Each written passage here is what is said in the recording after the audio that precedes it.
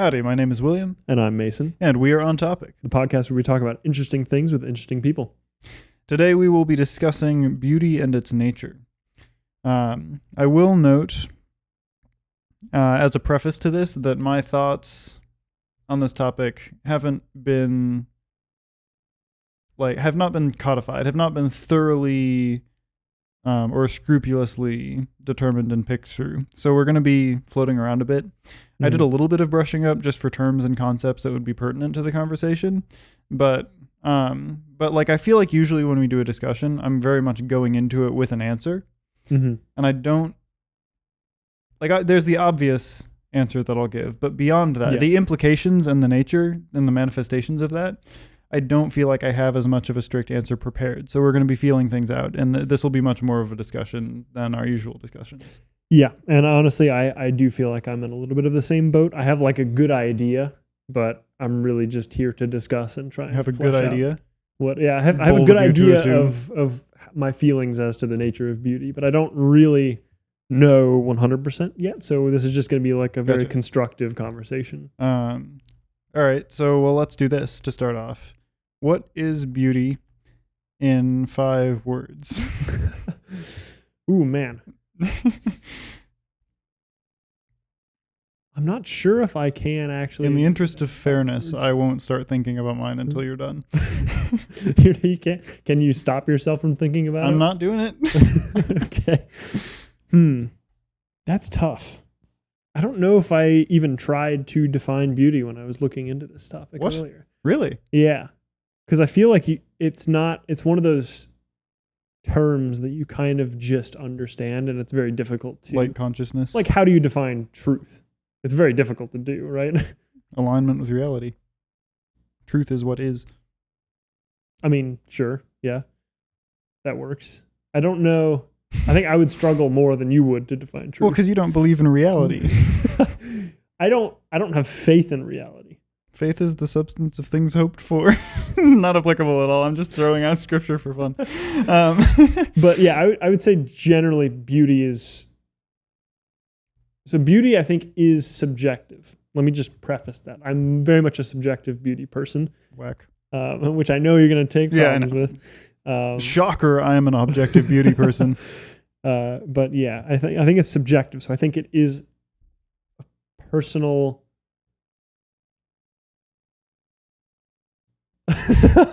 I think it's...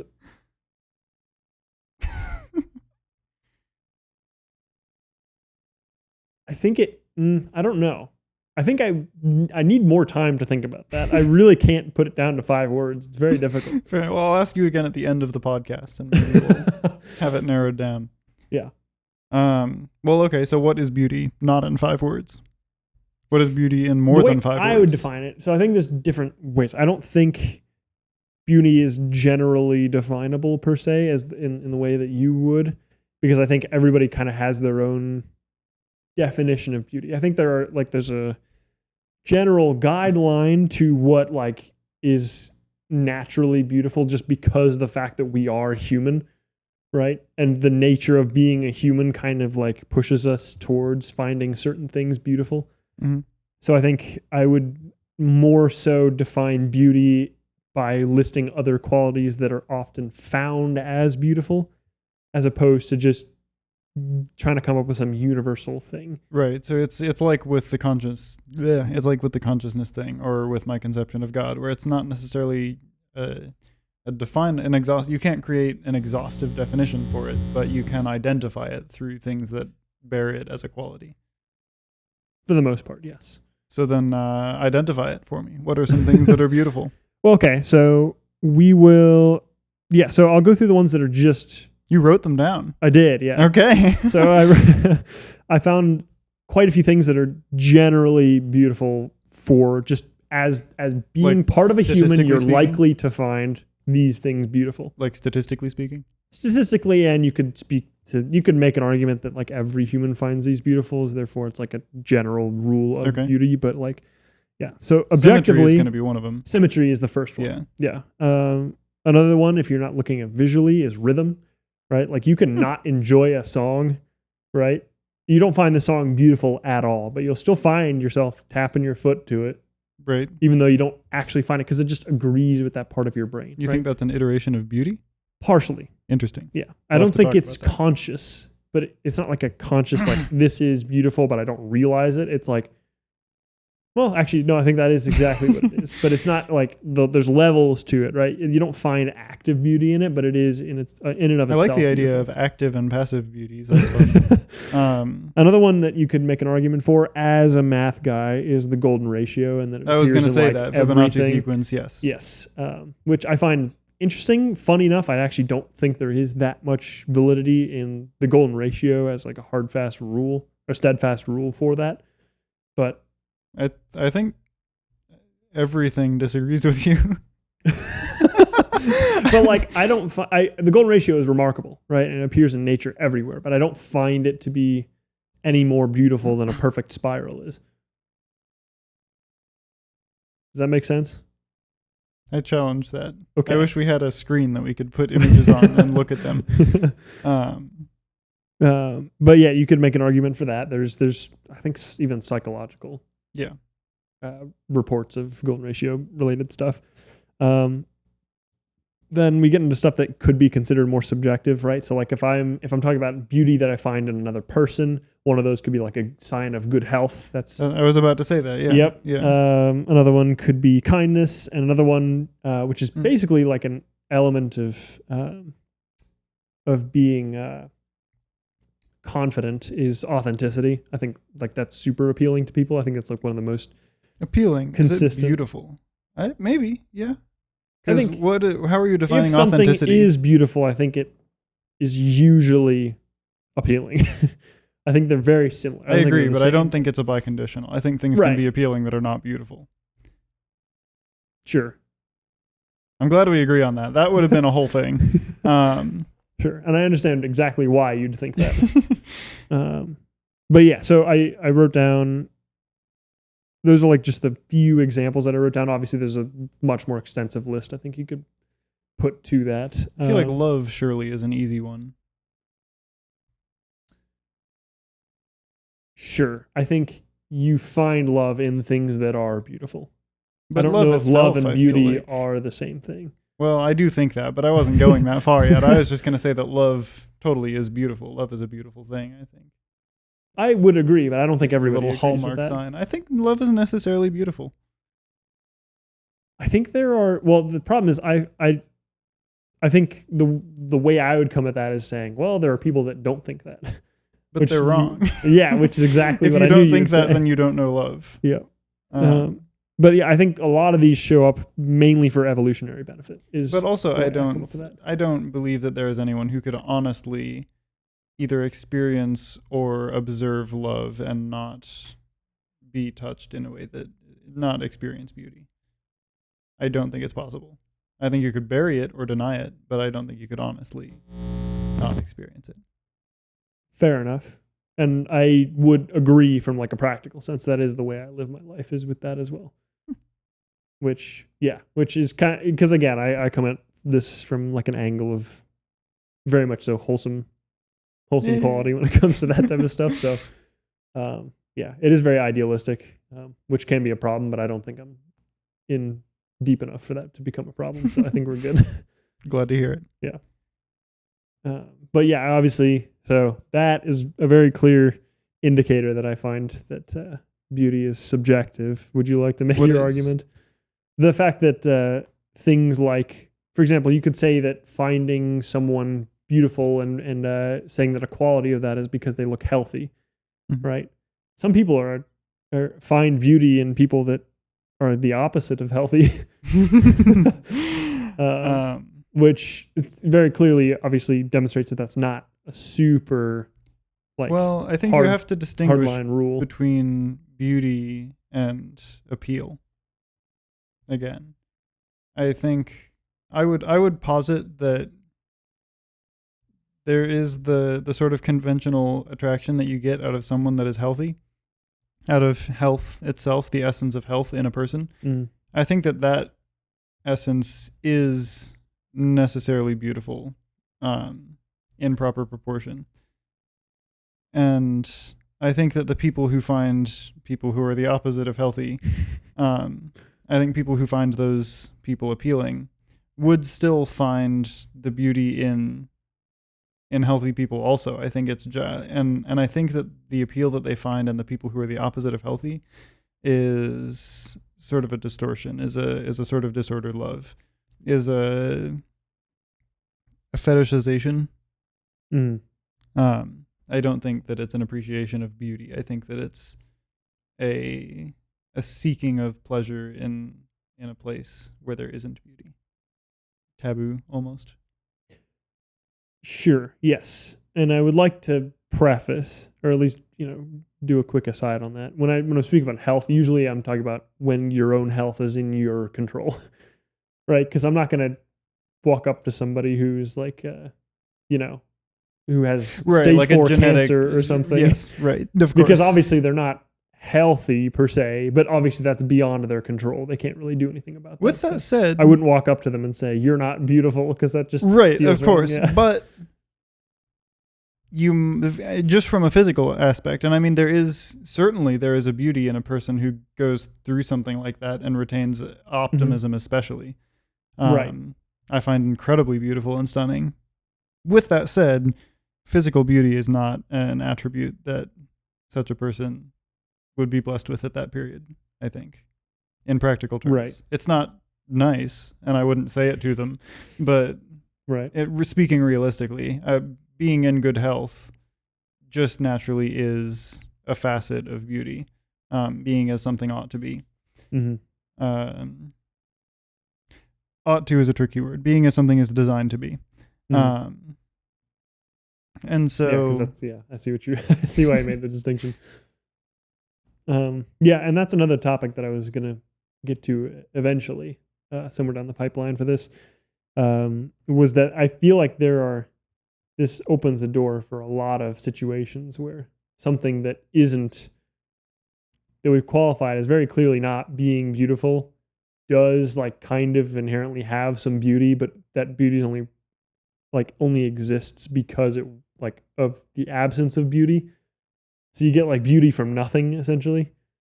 Okay, explain. I can get to that further along if you want, or sure. I can dive into it now if you want. But let me characterize beauty also, and then we can move on. So, do you want to give a quick synopsis of your thing first, or do you want to do that after I give my thing, and then we can both give a synopsis? Mine will just be like a couple sentences here because it's really not too complicated. You can do it later. Okay. I've already pretty much gone through it, so I think we're fine. So, because of my faith, I have to believe that beauty is, even preceding the faith, I do believe in the Platonic transcendentals. So, beauty, goodness, truth, all of these things, absolute form, absolute essence, and then that essence is reflected or mirrored in the things in the world, but tainted, not absolute. When you bring God into the picture, when we've got the divine essence, as we've walked through several times, all those transcendentals are God. Those are all qualities that God bears, and we know from divine simplicity through Aquinas and also through Scripture that God is the things that He is, like in essence, right? Which means that anything that God is, any of the things that God is must all be the same thing because God is simple, not made of component parts. So this means that beauty is truth, is love, is conscience, is goodness. All of these things are the same thing. Different words, different iterations of the same essence.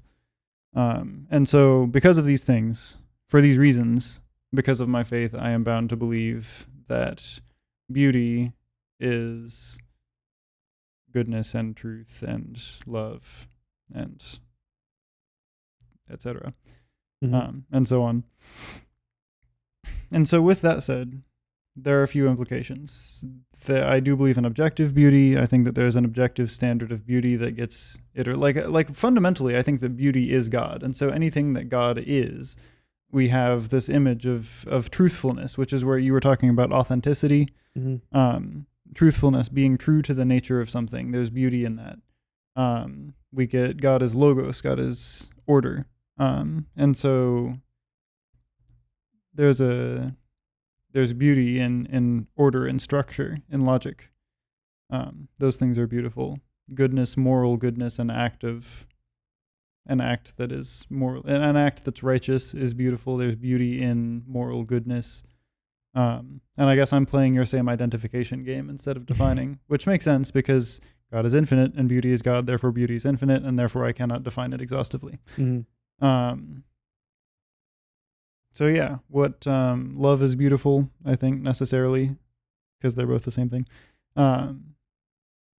And then, so the place where the place where it gets a little foggier is the way that manifests and iterates itself in the world, right? Because we get this picture of, there are different like orders of,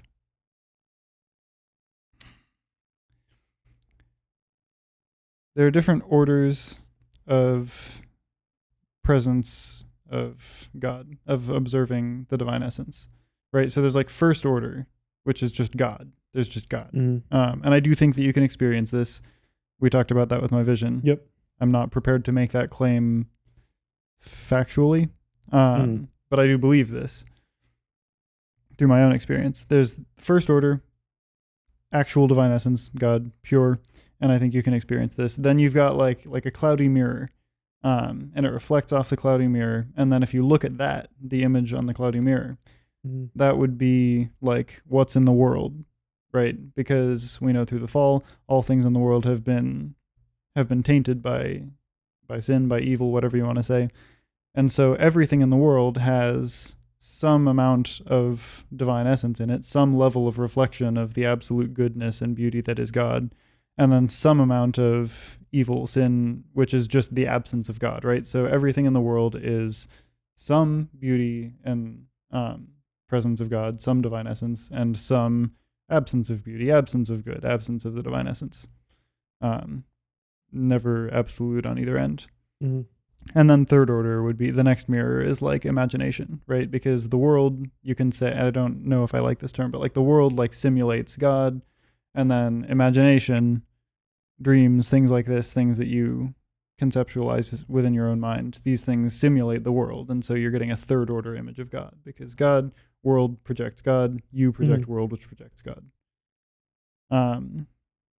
Gotcha. Yeah. I don't know where exactly I was going with that. Yeah, I mean, I think it's a good, let me fix my mic. But yeah, so I think probably what I was poking at was just characterizing the way that everything in the world, like there is necessarily some level of beauty in anything that exists, because otherwise it wouldn't exist. But then there's the question of what is beautiful, because clearly some things that exist are not beautiful. It like there's the like, and I guess there's the distinction between between judging something by every single thing that it does. Like if a person does evil once, then that person is evil. And to an extent, that's sort of true, because they're not absolutely good. They fall short of the glory of God. But with that said, there's also something to be said for looking at things not by every single thing that they do, but by what characterizes them. Do you sin? Yes. Do you live a life of sin? Does sin characterize you? That's something that you can, that's mushier. And that's where sanctification comes in, and you can kind of come out of it. And to an extent, not absolutely. Right. Not absolutely before the second coming. I really don't want to say something that's heresy on episode 3. Fair enough. Pick your words wisely. Indeed. And so then the question becomes, what's characterized by beauty? Not what bears some lack of beauty, because everything does, but what's characterized more so by beauty than not by beauty? What's heart is in beauty? Right. And that's a trickier question, and it's hard for me to answer. One of the obvious things that makes this hard is like why are tragedies beautiful? Why are sad stories so beautiful and touching? Right? Because Because through this conception, like goodness is beautiful. Things being as they ought to be is a shared essence with beauty. But then in tragedies, they're not. I think it relates. Okay, so I would ask, do you find the idea of death somewhat beautiful? Well, is there any beauty in death as a? Because I would say yes. But like obviously, it's not like death itself is extremely beautiful, but there is a level of beauty to death, right? I think it depends on the context. Maybe my instinct is to say yes, because but imagine, I think I may be bound by faith to say no, but I'm kind of landing somewhere in between. Because if you sacrifice yourself, if you give up your own life in the interest of something, but like if you jump in front of a bullet to save your child, I think that's beautiful. I think that's a beautiful thing. And the fact that you died because it was for a noble cause is beautiful. But it's also sad, which is confusing. Well, because I was going to say, I like to look at death as like kind of just as an idea, as more of like, it's kind of like how you're supposed to look at funerals. A lot of people get funerals wrong in terms of how you're supposed to look at them. Which I know is kind of a funny sentence, but lots of people get funerals wrong. But like a lot of people hear are it like, on topic. Yeah, a lot of people get confused if they don't understand what the point of a funeral is. It's like this person died and now we're celebrating. But the whole point of a funeral is it is a celebration of life itself. That's what a funeral is supposed to be. There are those like celebration of life people even who do that. Yeah, and I think that's a pretty good way of looking at it, right? But I think there's obviously, I do agree with the whole context thing, right? Like if it seems like a very childish example, right? But if you look at like superhero movies and stuff, and they save everybody, but they was just too much, and then they die as a result of it, right? I would say that's qualifies as being beautiful. Yeah. But if somebody overdoses on fentanyl, that is not beautiful at all. Right. So there's a level of it. Is it devoid of beauty? I have no idea. I have a feeling you would say no. Is what devoid of beauty? The fentanyl overdose? Yes. I mean, I would say no. Like there's gotta be, I think you have to say no, but some level of something like if you do your reductionism thing, I think that you could break it down and eventually come to some speck of beauty in it. Right. But I do not think that it is characterized by beauty at all. Yeah. Which is why I made that distinction. I said, yes. Is it devoid of beauty? And I don't think you can say yes to that. Right. Yeah. Because even if you keep breaking it down, there has to be some tiny amount. Yes. Yeah. Which I would agree with. So yeah. We're on the same page there, which doesn't happen often. We've been on the same page a striking amount this conversation, actually. Yeah. We haven't really diverged yet. I know we will, and I know where we will, but it hasn't happened yet, which is something. Yeah. Where are we going with this? Well, so okay, give me a synopsis of, unless you have another question for me. Well, and my the reason I brought that up is because you were wondering why tragedy was beautiful. And can you separate tragedy from death? I think you can, yeah. Totally. So like something tragic. Someone gets hit by a car, they're paralyzed from the legs down. Oof. Yeah. Right? They didn't die, death wasn't a part of it. Right. But it's still tragic. Is there a level of beauty in that? Again, it depends on what they do with it. I mean, it says, right, we get this picture in scripture that someone asks, I think someone asked Jesus, we're going to roll with that. If I'm wrong, correct me. Why some people are born blind. Mm-hmm. Like why do some people end up with this affliction that's out of their control and not a consequences of their circumstances because they're just born with it? Yeah, I think I've actually heard this one before. The very unsatisfying answer that we get is to glorify God, which is confusing. And there are two things that you can do with it. Thing number one is that by grace through faith, you can be healed of it, and then that's a testimony that glorifies God, right? Jesus goes around and heals a bunch of people, does that thing. And so in that case, the affliction would be to the glory of God because it provides a testimony for transformation.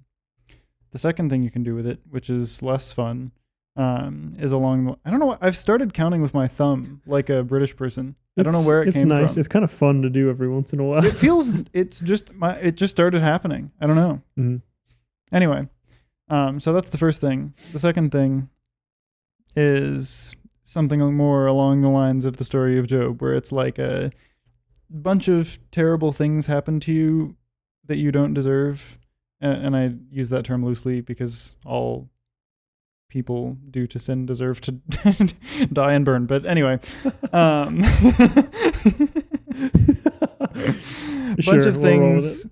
bunch of bad things happen to you that you did nothing to bring upon yourself. Mm-hmm. And you just have to deal with it, and you don't get healed of it. And so the best I can figure is that glorifies God in the same way that Job's faith persisting through all of his hardship does, where it's just like, even though I've been through all these horrible things, you see like these testimony videos of like is paraplegic the right word? I always forget what the technical definition for paraplegic is. We'll roll with it. Because it's got to mean something bad.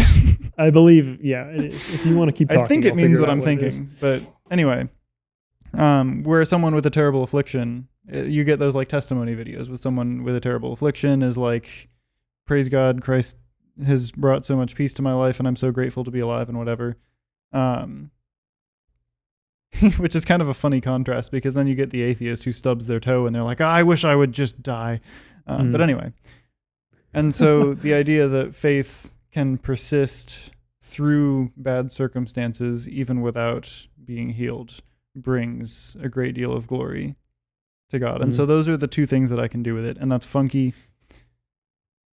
And it's not like a comfortable thing, but I think that it bears truth. And I think that I have to believe it because it's true, because it comes from Scripture. But I know. Sorry, I said that weird, but you know what I mean. Yes. I know a quote that, or not, I don't even know if it's a quote, but an idea that I always hear people saying is like, I think I might butcher this, but I think God gives his strongest warriors his hardest battles or hardest challenges or something like that. I've heard that thrown around a lot. I've seen that as a response to a lot of stuff like that before. I've never heard that, but I do quite like it. It goes really well with an idea that I have, which is that because it says in Scripture, right, you will not be tempted beyond what you can bear. And obviously an affliction brings a great deal of temptation. You're tempted to make yourself a victim. You're tempted to be envious of people who don't have the affliction. You're tempted to covet the good things that come with not having an affliction. Right. To make other people take pity on you and take advantage of them. All sorts of things. Tempted to fall into despair and want to not be grateful for life. And so to me, given that, and this only works one way, it's not a biconditional, but if you will not be tempted beyond what you can bear, and afflictions proportionally to the scale of the affliction bring temptation, then necessarily, if you have a terrible affliction, you have an outstanding will, because you have the will to, and obviously not on your own, but through the aid of Christ, you have the will or the seeking of faith or whatever to, I guess that also comes from Christ. You have the favor of the Spirit adequate that you may pull yourself out of that temptation, even given the breadth of your affliction. And so to me, if you're born with a horrible affliction, it's a compliment to your heart and to your will, because it means that you have the strength to carry yourself, to be carried through that. Gotcha. So that does actually, it's pretty much, that does actually agree with that quite a bit. Yeah, I really like that. I think that holds. And it's cool, because I wasn't sure if my idea was like, no, I've heard sound or not. I haven't toyed with it. So that's that being everywhere. Not that everything that everywhere is necessarily true, but it's nice to see that other people also think this. Yeah, it's nice to, for example, like actually I think it's kind of, I'm going to do a quick aside just because I think it's kind of a funny story, because it's similar to that idea. When we were in high school in one of our classes, we kind of went off on a really weird tangent about ideas of the universe. Do you remember this? Was this where we got into the number systems? Yes. Yeah. And part of that, we reached the same idea that scientists had reached a while ago, which Oscillating unfortunately, universe. yes, it's called Yeah. oscillating universe theory, which we had independently come upon. But then turns out it's like an actual idea that's been established. Apparently, it doesn't work. It kind of sucks because it's such like a appealing idea. It's such a beautiful idea. It's very poetic, but unfortunately, it does not hold if you assume Sadly, that general relativity exists, I believe. Sadly, I can't believe it either by faith because I have to assume that the universe like ends and doesn't keep cycling. Right. But it is a cool idea. Ends doesn't stop existing. Essentially, where the universe is born and then it gets so big that it begins collapsing on itself again, and then is reborn, and then collapses. Which makes total itself sense. It's reborn. Cool. It's a really cool idea. Yeah. The fact that that doesn't work physically could be a sort of very loose, very informal validation of God. No, I was going to say critique of Hinduism with reincarnation. It's the same sort of cycle, or Buddhism, or anything with right. Anything with reincarnation where you have to. Actually, Hinduism may not be the right thing. This may be Buddhism. I may have had that wrong. Well, Hinduism is reincarnation. Buddhism, I don't think does. Actually. Buddhism has some. I mean, there are lots of, like Christianity, like Abrahamic religions. There are lots of branches and sects that believe very different things from each other, but some of them do have a belief in reincarnation, and then you meditate and you reach nirvana or enlightenment or whatever, and that frees you from. That frees you from your mortal body. You from the cycle of reincarnation, so that you don't have to be reborn again, and you can be free of the world and stop existing. Very similar to the oscillating universe theory. Right. I don't know if you can say that for sure. You can't extrapolate that one does not work because the other does not work. Because it's not one is functional, the universe and one is your soul. Yeah, which I feel it does like get different. An eyebrow raise, though. Yeah, I think it's an interesting parallel. Right. But yeah, anyway, so I think it's that those moments are very cool when you stumble upon an idea and then you look onto the internet or into your community or whatever your idea of community is, and you realize that it's being reflected back to you. It's whatever your idea of community is, right? Because this happened before the internet, right? So like if you throw this idea into the academic community and some dude in Chicago is like, I thought the same thing. It's kind of nice to, So totally. With that idea, I think that's totally fine. Observing that being echoed back to you and saying like, okay, yes, this is probably more valid than it was. So more validated. Yes. Do you want to offer a brief synopsis of your conception of good? Nope. Of your conception of beauty. Same thing. And then I will, and then I'll do the same, and then we can move on maybe from what beauty is to what beauty does.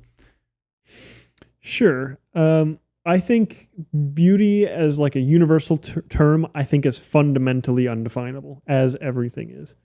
However, from the human origin, I would define beauty by its qualities, kind of like how you did. Identify beauty, by its qualities. To be clear, you don't think that it's definable, but do you think that it exists in a real clear way and you just can't define it because it's outside of the grasp of our conception? Or do you think that it only exists in a sort of mercurial way, and so it can't be defined because it's not a static?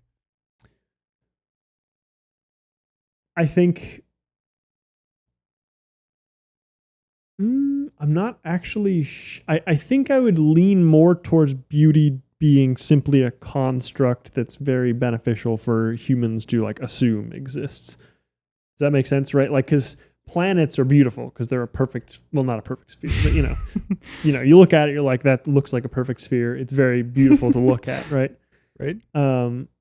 But I think that the only reason why that is beautiful to you is just purely because of the fact that humans like symmetry. And symmetry is beautiful to the human mind. So if there are no people, is there beauty? I would say no. Yeah, we've come to our disagreement. Yeah, anyway. I would say no. And I don't think there's necessarily a way to even argue against that per se, which is why we always get stuck in. I mean, I loops. think that there is, and I don't think you can argue against it. But right, yeah, which is, but which yeah, is that's fair, because but- it's a metaphysical topic and it's Mhm. therefore improvable. Yeah. Which does not mean unknowable. But yeah, so sorry, go on. Anyway, so I would say generally, I think I would call beauty a construct, but it's more like how I view ethics versus morals, where like you have a general consensus just based off of humanity and what humanity, the collective reasoning as to what beauty is kind of defines the idea of beauty, and that idea of beauty is like a really appealing generalization to the human mind because the human mind likes to characterize. And so because the human mind likes to characterize, you get a general sense of what beauty is, and you kind of have your own definition of what beauty is. So you go the So that's why I think it's very appealing to assume that beauty is objective, because I feel like if I asked you, do you know what beauty is? And you kind of think about what beauty is. You can't, it's kind of tough to put it to words, but you can say like, yeah, I know what beauty is. God. And I think it's because you've been able to characterize it very well. And I think that's kind of inherent to, but do you not, how the human mind works, is it just likes to characterize, and that's where that idea of objective beauty comes from. I agree that you can't necessarily define it, you can only identify it, but would it not be that, because if you ask someone if they know what beauty is, I feel like the first thing that they would think isn't a conceptualization of beauty, but is rather an experiential, a sensational conception of beauty, an experience that they, a time when they have experienced beauty. And I feel like the experiencing of the thing implies that there is a thing that exists outside of conception to be experienced first. I feel like there is just an inherent natural, beautiful, there's a beauty in the love of a child for her parent. And it's just there, and you experience it and you feel that sense of beauty, and then maybe you don't have a way to articulate it very well, but you've experienced beauty, and then someone asks you, do you know what beauty is? Do you know what this thing is? And then you can say, oh yes, I feel that every day when my daughter comes home and hugs me. Mm-hmm. I think a distinction I would make there is that I think you experience things and then make conclusions on those. And I think one of the conclusions you would make is that it was beautiful. Now, that happens very quickly, right? It's there's like the two parts of your brain, right? One that's left and one left that's and right. right. One's, where you take like time to just like really process things. It's like active thinking about stuff, whereas the other one's more automatic. I think that is partly, it's majority in the automatic stuff, but you do make conclusions based off of your experiences. And I think one of those conclusions that you do reach is that notably, this it is falls all, into the category of, hey, this was beautiful. Notably, this is all theoretical. Yes. Yeah. Just throwing that out there. Yeah. We messed with the idea of whether, because there's the same question with emotion, right? Is emotion, do you conclude an emotion from a collection of stimulus and a context, or do you experience an emotion and then perceive the emotion? Is it, I don't know if this is top down or bottom. I think this is top down or bottom up is the terminology for the question. I think emotion is more so brought up in the context of like evolutionary benefit. I think there's a lot of evolutionary benefit to like, hey, I'm feeling like unnerved, for example, would be an emotion, right? And if I'm watching something scary, right, and I feel unnerved, then I feel like that is to your own evolutionary benefit, that what you're seeing is unnerving. Yeah, you can make weird ties to that. Like, why do we find, the uncanny valley to be scary, right? Right. And that's a whole nother topic. You can come and you can do whatever you want with that. But I was about to say something absolutely wild before that. But anyway. but I think emotion is a reaction that's built into your brain that is partly developmental. I don't think everything is automatic, but I think you can train that part of your brain that does things automatically based off of, your own personal development and whatnot. But it is kind of like just an instant reaction that happens, and it's to your own benefit and also based off of what's happened to you previously in your life. is how I'd characterize emotions. That's a fair and defensible claim. Mm. It's more what I was bringing to light with that is just that like people debate that all that like psychologists are actively debating whether it's top down or bottom up for that sort of thing. Right. And this feels your beauty is a conceptualization surrounding a set of stimulus versus the beauty is the thing that's experienced and then you perceive the sensation. That feels like the same exact debate / discussion or very similar. Right. And that stuff is all super heavily debated and doesn't have any conclusive anything in either direction. Is all I was. Sure. I will say to that. I think there is an argument to say beauty is an emotion because there's a lot of stuff. This is interesting. So I actually recently looked into this. There's an argument in the psychiatric field, I believe, that things like tiredness is not a physical state, but an emotion. Which I don't remember the exact line of reasoning, but it's actually very convincing. And so I think there's less concrete bounds than one might imagine to what an emotion is. And I think beauty, there's absolutely an argument to be made that beauty is in of itself an emotion. Let's hear it. I'm not saying I have a good argument for it, but I do think I could probably come up with this pretty solid argument. I'll let that stew for a little bit here. Yeah, I'm curious to see where it goes. All right, well, the synopsis thing does not seem to be working. We just end up in another conversation, all of which have been interesting. Yeah, no, which is fine. I think it's all useful, but right.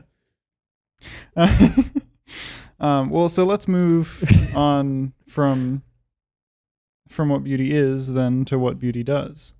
So what does beauty do? It's going to be a boring answer, but I do think it does provide an evolutionary benefit, right? If you're searching for a soulmate, and soulmate, well, you're searching for an SO. Okay. Right. There's going to be part of your monkey brain that's like, this person is. Are we distinguishing between monkey brain and lizard brain, or are you using monkey brain instead of lizard brain? Just like your instincts. There's going to be part of your instinct, your inbuilt instincts that is going to be like, okay, this person is healthy. This person's face is symmetrical. These are good, very good genes to pass along. The right? Saint Motel song. My type. Yeah. Yeah. Yeah. So that's how you define like a type and stuff like that. Generally, you're alive and you're breathing. But yeah, I think there is absolutely a very convincing argument to be made. Like, hey, this person is beautiful because there's a lot of qualities that I'm looking for that are that are like good qualities to have, just even genetically, right? And I think part of your kind of, it's not like direct. It's not as direct as like, say, a fight or flight response. There's a very clear benefit to a fight or flight response, right? Right. Because it's in your own interest to try and stay alive. So yeah. I don't think it's as direct as something like that, but I do think there is a very distinct built-in sense of beauty for your own benefit in that sense. Yeah, we're cross-generational creatures. We're social creatures, right? So we mate for life and we have children and we raise our children until they're very, very old. And so, yeah, I feel like that was a really cool noise. I feel like we are designed to an extent to care about and put and worry about and put effort toward our bloodline. For the bloodline. Yeah. So yeah, I don't disagree with what you're saying. With that said, why beauty? Because we're still rolling with the distinction between beauty and appeal. Yes. Yes. So that's one thing I would say. That's more of the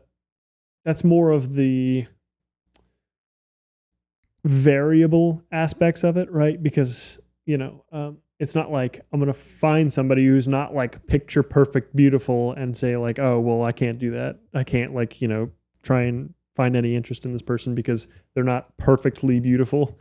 You're a better man than I. I'm just kidding. Obviously there's like levels to that. But which is why I made a distinction. Like why that's a better question, right? Why do humans find, like, if I found a perfect cube of metal, why is that so appealing? Right? Why is that so appealing? What evolutionary benefit does that give me to find this appealing? Like, you're making my argument for me. I know, and that's one of the questions about it. I find that Right. there's probably an answer for that in the world of psychology, but I would love to look into that, because I guarantee you there's some reason for that, right? Like the Can way you say people think my of answer dreams. for me? Because I know you know what it is. I know, and you can respond to it in a second. I'll let Okay. you. I want that, you to do it. but- I think it'd be fun. Well, it's But pretty anyway, go simple on to for your- make the for your connection thing. there. But yeah, for example, like it took a while for us to even come up with a reason as to why certain mammals have dreams, right? And the best I thing don't we remember have this. is that it's You and like me? preparing yourself to, if you were to come across a certain situation, it's preparing yourself to actually deal with that situation. That's also theoretical. Which is because it's all theoretical at that Right. point. But again, that's like at least been an evolutionary reason behind why people dream. I think it's one of those things where it's just going to take a lot of time for people to eventually come across a concrete reason, or not a concrete reason, but at least a reasonable answer as to why Right. I find a perfect cube so appealing or beautiful. Mhm. Yeah. So now what's my answer? Your answer would be because okay, so would you say that something that's beautiful is perfect? Capital B, beautiful, is perfect. Yeah. Okay, then yes, I think you would find that it has very high degree of perfection, and Right. therefore it is closely in alignment with God. Yep. And that it's appealing because it is closely in alignment with God. Yeah, fair enough. I was even gonna go a level below that and just take the logos order structure, Mm-hmm. that sort of thing, and then say, this has that trait. Right. That trait is God. God is beauty. Yeah. Mhm. But I also think there's beauty in disorder as well.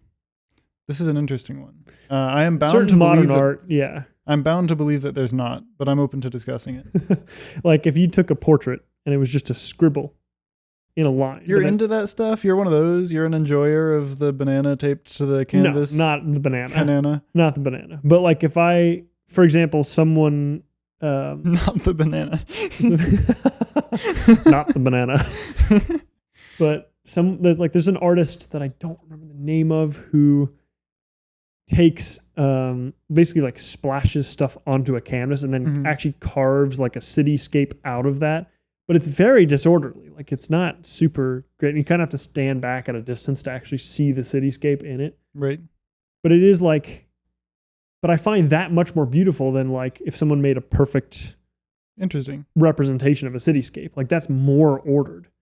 But if I find that someone had taken disorder and found a little bit of order in it, that's more beautiful to me than something that is already perfect. Well, and there's a distinction also to be made in ordered to what end, right? Because order implies design, and design implies a purpose. You can't design something without an intent for it. Mm-hmm. There has to be a telos, and so like there's immense order in what's the thing that's not beautiful that has immense order. There was immense order in Nazi Germany. All right, we're going there. I would not posit that the immense order in that military system is characterized by beauty. Fair enough. And it's a hard claim to make purely in the domain. Mhm. It's tricky because of the nature of beauty. And it's how slippery it is when you're trying to pin it down. Mhm. But anyway, I feel reasonably comfortable positing that that's not. We can go even further. Sorry, we can go even less far. Let's go even further. Well, I was going to say IKEA, which is not further than Nazi Germany. Nah, we all know IKEA is like, yeah. Or what's the Bauhaus, the German Hofbrauhaus. That is okay. That's not what I'm thinking of. But they came out of the Frankfurt School and they made they're responsible for all the minimalist modern stuff they're responsible for brutalism. Yeah, right. So you'd find like an imperfect wooden cottage to be a lot more beautiful than a perfectly structured right than the office building. Yeah. And it's because ordered to what end, right? I mean, like the modern minimalist thing is intensely ordered. It's structured in a perfect way that's finely tuned to efficiency. But efficiency ain't it. Efficiency is not a high enough goal. A sort of spiritual. There's got to be a more spiritual component to what it's ordered toward. It has to be ordered toward, and I would say ordered toward the divine essence. And love is part of the divine essence, and beauty is part of the divine essence. But you did conflate order and beauty, correct? Well, I mean, they're all the same thing. They're different because the divine essence, right, is infinite and encapsulates all of these things. And my conception of it is that when we say things like love and truth and beauty and whatever, they're all like different sort of iterations or manifestations or ways that the divine essence manifests itself. So they're all the same thing, but it's like you've got this big picture and you're taking like a slice of, you're like zooming in on one part of it and you're saying, oh, so it's love, or you're zooming in on it and saying, oh, so it's beauty, when they are all the same thing in essence. It's all the same picture, but you're focusing in on different parts. And so the terms are necessarily imperfect and incomplete and exhaustive, but right. I'm not positive that you can't make any distinction between them. It's just not a distinction in nature. Sure. Okay. So would you say that something can be beautiful to an incorrect end? Beautiful to an or what do you mean? Not like so, which is why, because you were saying something can be ordered to, I guess. That's interesting. This is very interesting. Because you were mentioning like something can be ordered, but like you're saying that the actual end to that order is not in and of itself good. Right. And so I guess, I mean, this gets into Aquinas's ordered loves thing, or disordered loves, where you have, because we know, again, everything because goodness and being are intertwined, because both things are part of the divine essence, anything that exists must be good. And so we know, we can extrapolate from that anything that's bad, quote unquote, is a misuse or just a misuse of something that is good. It's you're distorting something. You're taking it out of its nature. You're making it less the thing that it is. Pick your poison. But so with the order thing, the problem, like, order is good when it's pointed toward something higher, when it's pointed toward that first order good. But if you reorder it, if you bring it out of order and you put order as the core orienting factor, if you make an idol out of order, you make it the thing, then the order is serving itself instead of serving the divine. And so then you start to have problems. Then you get into the modern minimalism that plagues our world and starves our souls.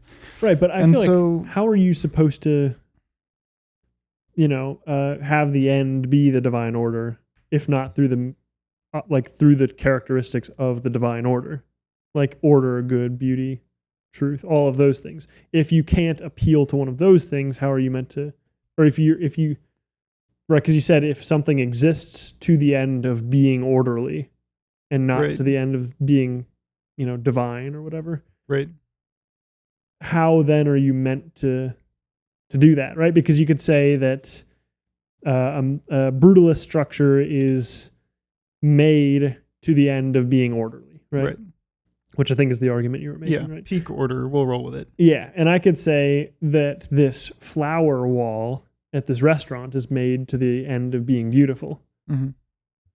I feel like the only way you can say that something is even reflective of the divine would be to actually have it be to the end of one of the qualities of the divine. This is an interesting claim. Because I'm not sure how else you would even do that. So the way that I would grapple with that, the way that I would begin my meditations in trying to answer that would be to go back to what I was talking about earlier with the terms being imperfect and inexhaustive. Any conceptualization, any attempt to define the infinite divine necessarily is flawed and imperfect. And not absolute. And so if you make one of the qualities of the divine, one of the perceived qualities of the divine, one of those little segments of picture that you've zoomed in on, if you try to make that the whole thing and you orient it around it and you make that the end, then necessarily you're losing out on every other part of the infinite picture because you're only trying to serve that one segment. And the divine essence is absolute and infinite and perfect. And so if you're only trying to serve one tiny segment of it, then what you're doing is to serve something that is finite and not absolute and not infinite. Finite and not infinite. There was a different descriptor that I was shooting for, but so then necessarily it's not actually serving the I don't know because it does bear the nature. I don't think anything would ever serve the divine then. Well, and this is why I think the best, would you say that then it's better to try and hit all of the marks of it? For example, I could walk through an apple orchard. It's very orderly. We have rows of apple trees, right? But obviously walking through an apple orchard is it's a very beautiful experience. Yeah. It's just very nice to be in that scenario, right? So that's an example of like a cross between the two. Right. Are you saying that like hitting all of those marks is like the closest thing you can get to being to the end of that's what I would suppose. Like if you take an ancient cathedral or something, right? They're intensely dramatically ordered. They're highly ornate. They're carefully built. They took a lot of skill and work and all these things. They check the order box, but they're ordered not to the end of order itself, but instead to the order of serving the divine. And so they're ordered so that they draw the eyes upward to the sky and so that they exist in harmony, right? They have those like somatic graphs where harmonies and music are visualized in a circle. And we see in those circles that the patterns are like the exact same patterns that they used on the stained glass windows in the cathedrals. It's fascinating. It's so cool. And so they're literally designed around harmony and to bring the eye upward and all of these things. They were designed to bring you to the divine, not to bring you to order. And then obviously they were designed with beauty as an intentional part of beauty was an intentional part of the design process. As much so as order was. They weren't ordered just to the end of order, just to the end of efficiency. They were ordered to the end of beauty and vice versa. They're beautiful in the sense that they are ordered. They feed off each other. They're reciprocal. I don't know how you bring the other things into that. Where does moral goodness come in? I guess in the intention of the construction of right? it. Sure. Yeah. Yeah. And so, I guess my suspicion would be that it has to be an interplay between the things that makes something actually serve the divine instead of serving itself, even though the thing itself is sort of a part of the divine essence. Nope, can't say that. But you know what I mean. Right, yeah. If I was going to put this in mathematical terms, which is funny, but there's I love it. Oh, man. I forget what it's called, but there's so if you have you have plots of a bunch of points, right? And say these points are in like a circle, and you have beauty, truth, all the different. Were there 8 of them, 10 of them? I don't know exactly. There are a bunch. I always just say etc. Yeah. So what you would be basically saying is that you need to find the geometric center of all of them. Okay. Which have the perfect thing. Have the perfect thing, yeah. Or you try and get as close as you can to the geometric center of it. Right. If it's like a scalar thing. And then you'd be the most in line with God, which actually I guess that wouldn't even be possible. No, it'd be the most pointing toward God. Yes. Yeah. The most intentional to God. Because which the way you would find that, right? Because it'd be the point which is on average the closest to all the other points. Right. Which I believe the only way you do that is by just finding the average of the points. Which is interesting. So you give equal parts to each quality. I wonder. I want to play with this idea more. It's fascinating. Until now, I've very much been working with the transcendentals as an identity. such that they're different names for the same point instead of different points on the same graph. Right. But I think you can logically maybe do the different points on the same graph thing and still be in keeping with doctrine. I think that may work. And if it does, then that brings up this question of the well-roundedness thing and the idea that something honors the divine by properly balancing the different points of divine nature on the same graph. I think because God is not made of component parts, but I think you can do that without splitting them into parts. Just by, right. You would say it's one something picture. It's one whole. You're just zooming in on little sections of it. It's not God would be the plane, right, for which the points lie, which is exactly what you were saying with the painting thing. This is all fascinating. I'll have to meditate on this. We'll steam on that. That may be true. I think there's a bunch of arguments you could make for that. Obviously, I think there's quite a few things that would, because if it is truly a biconditional, well, if it is a biconditional, it doesn't mean the two things are the same. Yeah, I think that you could absolutely make an argument for that. So now I have to think about the implications of saying that the thing that most honors God is the thing that balances the different iterations of the divine essence, which seems. I'll have to think through some scenarios. I'll have to think through the implications. That seems fairly logical. I think so. Like I feel like that is. I feel like that is like immediately appealing. Hey, that idea. Let's go. From that perspective, right? Obviously, yeah. I'm trying. I'm running through things, and I feel like it holds. This is cool. This has been a very transformative session for me. We'll report back in the next session and see if we found any holes in that line. These are of reasoning. great. These conversations are great. I feel like every time we do one of these, I come out of the conversation with you have homework either after a each session. Well, not even that, but just over the course of discussing, I feel like often, if not every single time, one of my beliefs and points of understanding is transformed or tweaked or at least taking a chisel, at least more thoroughly formed. They're very cool. I appreciate this. Well, that's interesting because one of my topics was, is there beauty in imperfection? That was like the one thing. Is there beauty in imperfection? Which I think perfection and order are kind of similar. Yeah. I feel like I have to say no. Is there beauty in imperfection? I feel like I have to say no. Actually, I was just having this discussion with my mom because we just finished Arcane. You don't have to say no. You don't have to say no because perfection is absolute. Imperfection is absolute. It's the absence of perfection. And because God is perfect. Well then, okay, so imperfection doesn't exist.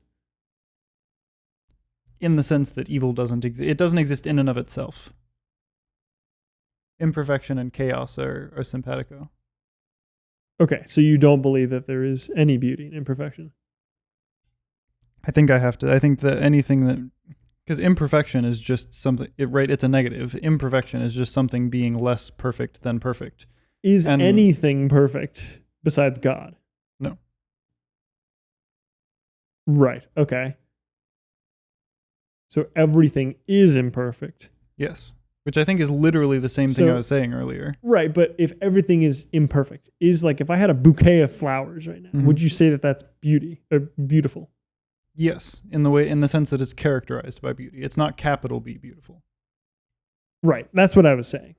Is there beauty in things that are imperfect in the world? Which I think you have to say. There's beauty in things that are imperfect. There is not beauty in imperfections themselves. Right, that's what I was getting at. Okay, gotcha. Yes. Then yes. Yeah. Okay, cool. I agree. And actually, funny enough, the thing I wrote under there was the exact correlation you made with God. Interesting. I'm glad that I feel like I'm training an AI. If imperfection can be beautiful and beauty is truth, is God imperfect? Which, again, we made a clarification there. If imperfection can be beautiful. Ah, okay, I see. Which we made a clarification on what beauty and what imperfection are in this scenario. And beauty is truth, is God imperfect, which sorted. Yeah. Yep. So you wouldn't say capital B beautiful, but you would say lowercase b beautiful. Yes. Cool. Okay. Well, on the topic of beauty versus of beauty versus truth. There are a couple scenarios that I just kind of want your input on. Send it for this I love because giving I'm input. Okay, so take the example of a painting of purely fictional things that have never existed, an environment that never existed, creatures, structures, whatever that never existed. Okay. Can you find beauty in that? Interesting. Because Yes, everything I would say so. in that is untrue. It's false. Well, Everything that's depicting is false. so this gets into the question of what truth is. Because I am a believer in a sort of Peterson talks a lot about about this idea of like meta truth or archetypal truth or things that are like the I know exactly what you're talking about. hero, the archetypal hero, whatever. There's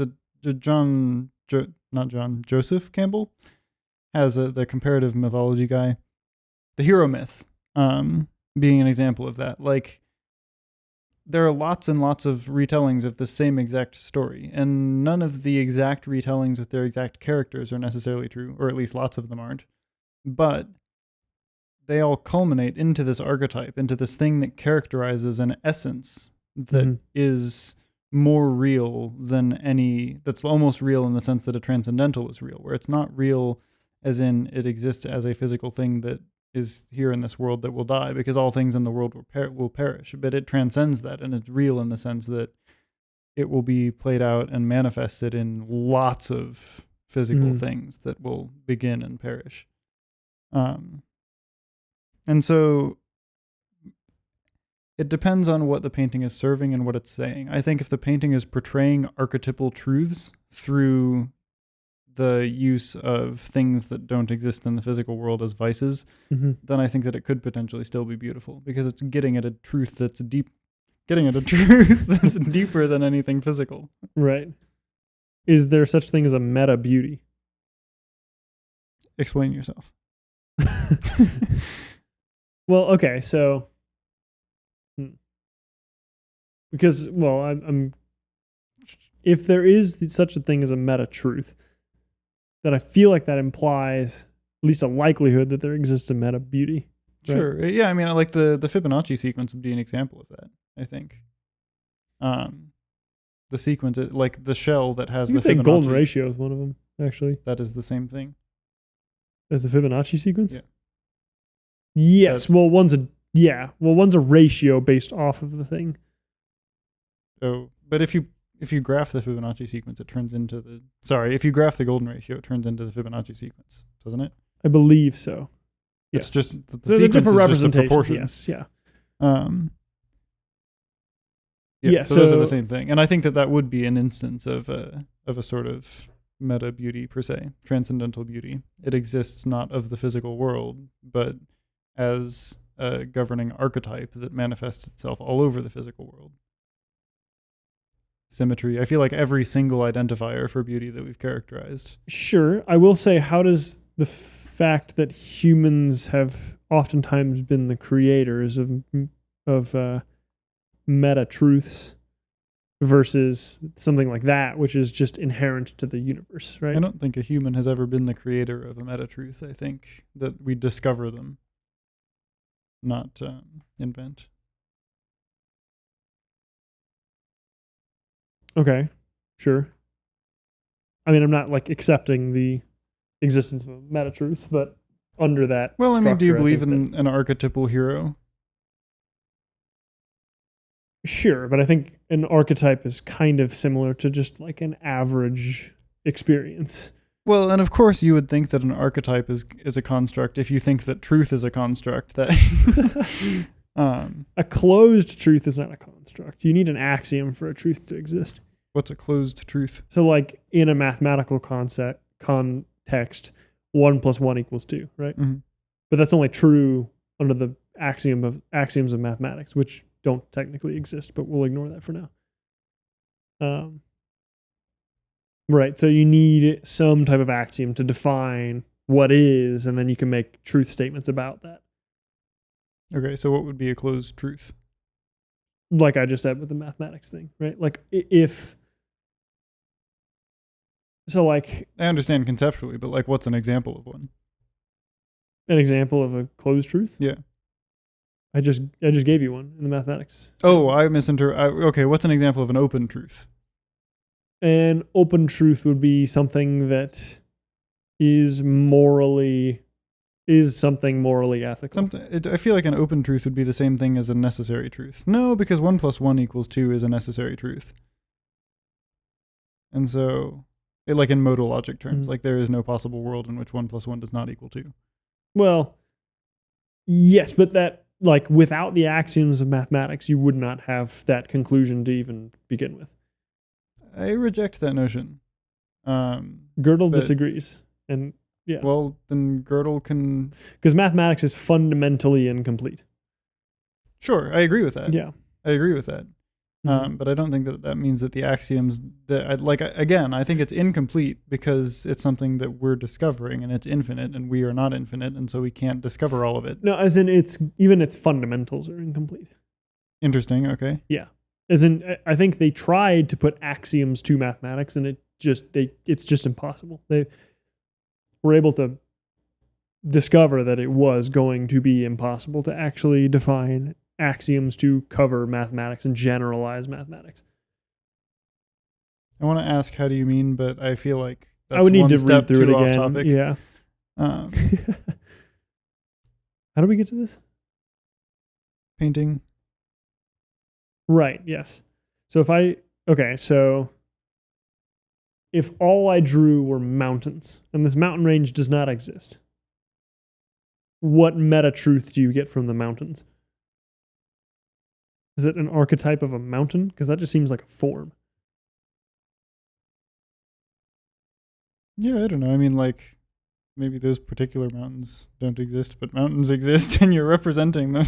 I don't know. I mean, I'm sure that you would paint it with something more in mind than simply mountains.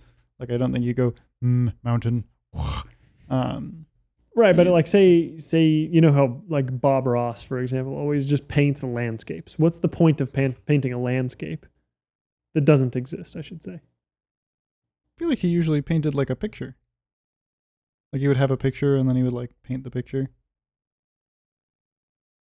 Either way, just ignore Bob Ross. I don't know much about him, I'll be honest, but I might be wrong. I don't either. Yeah, imagine you just painting a landscape that just does not exist. It's not like it's mountains or specifically, but like you're just painting to paint, and you come up with it. And it's like, wow, that's beautiful. Where does that even come from? Because it's not true. Well, it's not. Right. I know what you mean. Not a physical truth. Where does the beauty in those things come from? I don't know. I mean, it's an interesting question, and I think it depends on your heart in doing the thing and what you're trying to portray. If you're just trying to portray the beauty of nature and you're not portraying a particular mountain, but you're trying to say, hey, mountains are beautiful, look at this beautiful thing that looks like a mountain, then I think that would almost fall into the third order. Remember in the beginning when I was talking about like there's God and then there's the world and then there's imagination? I feel like that falls into the third order reflection, third order manifestation. That'd be a connection between the third and second. Because you're actually bringing your own conception of it into reality. That is a fourth order. Right? Because there's God and then the world iterates God and then you iterate the world in your mind. And then the painting is an iteration of what's in your mind. And so the painting iterates your mind, iterates the world, iterates God. But it lives in reality. But then it comes into the world. Well, so then if another person were to come and look at your painting, then it would go back to being, then it would be a second order thing. It simultaneously exists as both second and fourth order. Quantum physics.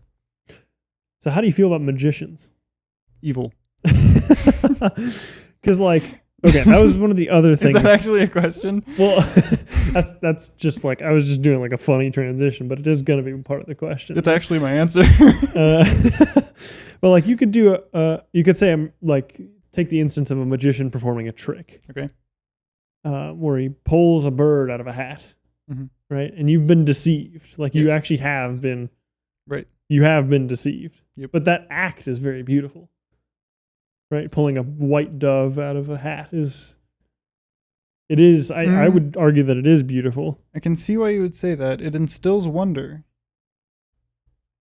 But its wonder is based on a lack of understanding. And I think I'm bound to believe that beauty comes from elucidation. Beauty is tied to truth. And so I don't think that something that necessarily deceives and hides truth can be beautiful. I think that that has to be the appeal side instead of the beauty side. And that kind of makes sense, because another way that I think about this is that things that are actually good, things that are God honoring, instead of things that are just pleasing. Things that are pleasing will always, and I haven't thought this all the way through, but I think things that are pleasing will always bring you to want more.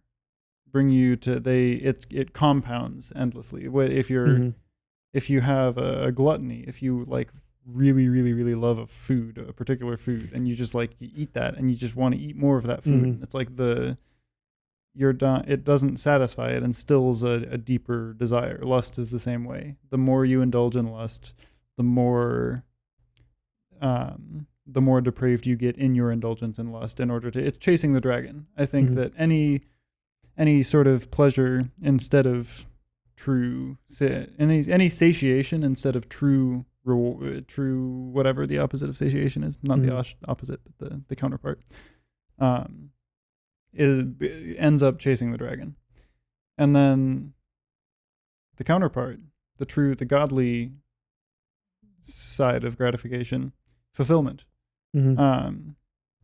is not that way. I think that when you come across a pleasure that is honoring to God, then it doesn't make you want more of it. It makes you feel satisfied with what you have of it. It makes you feel grateful and at peace. If you're sitting in pretty nature, you're not usually like, you know what I want? More nature. Right. It doesn't usually play out that way. And the same thing can be iterated in both of these ways. This is where the disordered loves thing comes from, right? The desire for human connection, the whole complex of things that end up turning into relational intimacy. Those can be, you can try to fill that hole and scratch that itch by running through a bunch of people, and being very promiscuous and whatever. And it like is pleasing for a minute, and then it goes away, and then you have to do it again, and you have to do it progressively more intensely in order to keep getting that scratched for a minute. It necessarily compounds. But that same complex of instincts, that same desire, the same core of that, the love, the connection, the lust, not lust, but the drive to procreate. Right.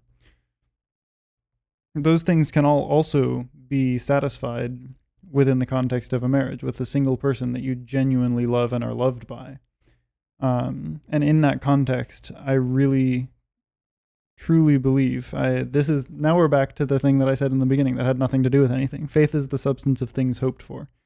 Truly, I hope that this is the case, and it says that it's the case, and so I hope it, and by faith, I believe that it will be the case. The faith is the substance of my hope. I really, truly believe that this will be the case, and I believe it because it's what the scripture indicates, and I believe it because my heart is after God, and my heart in this yearns for that because of the scripture, and so I have faith that it will be the case. Anyway, truly, I believe that in the context of a God-honoring, truly loving marriage, that those urges, that all of those things, the yearning to feel loved, the yearning to be connected, the yearning to love, and the yearning to procreate, all of those things, they don't end up compounding. They don't have to get more extreme. You don't have to go farther and farther places for them. It's like sitting in nature. You don't think, I need me some more nature right now. You think, I'm so at peace and grateful and calm because I have this thing that I've been needing. I'm in the presence of this iteration of the absolute. Mm-hmm. And so the magician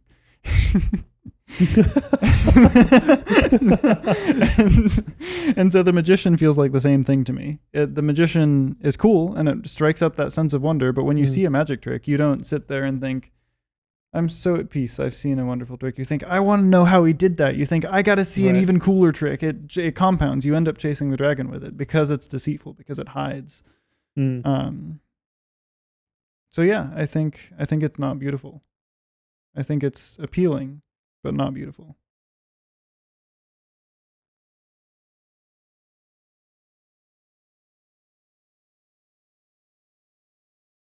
That's interesting because, like we were talking about it earlier, how there's kind of like that. You kind of inherently understand what beauty is, right?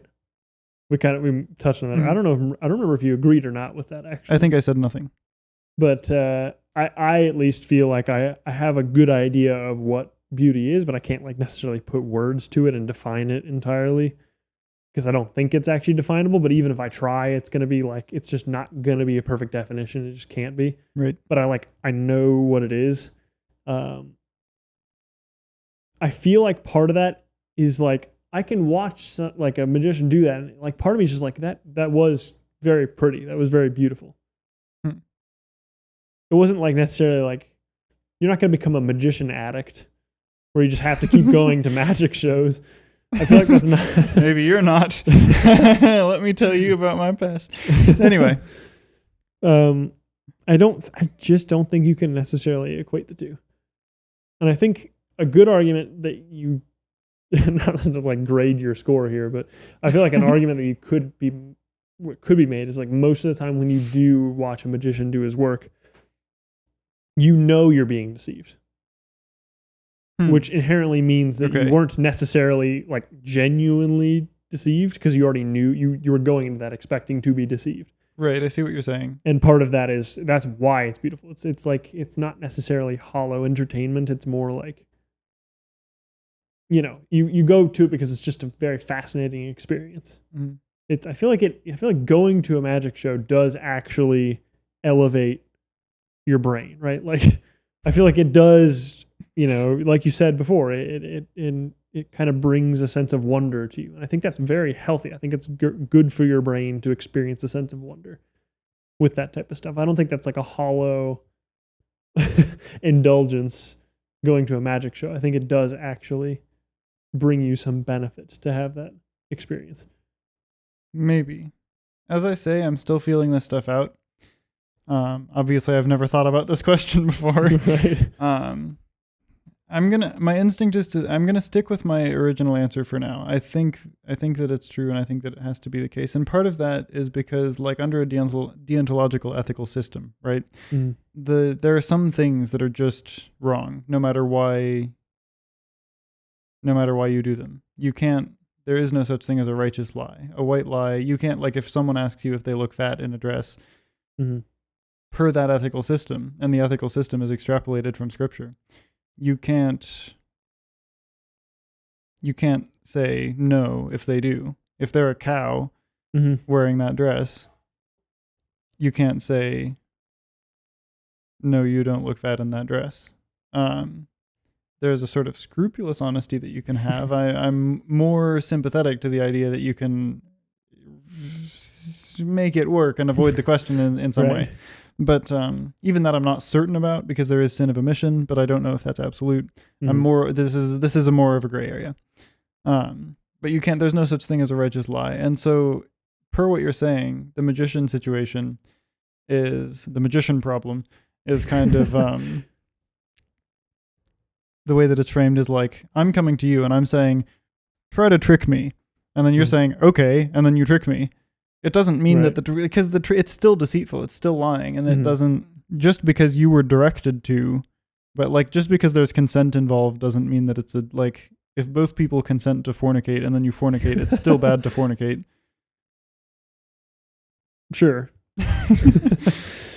Yeah, I could see that. It is interesting that parallels pretty well, actually. I wonder if you can jump to all the different, what do you call transcendentals or whatever? I wonder if you can jump to each of them and come up with a parallel scenario. That is interesting. Probably, I think.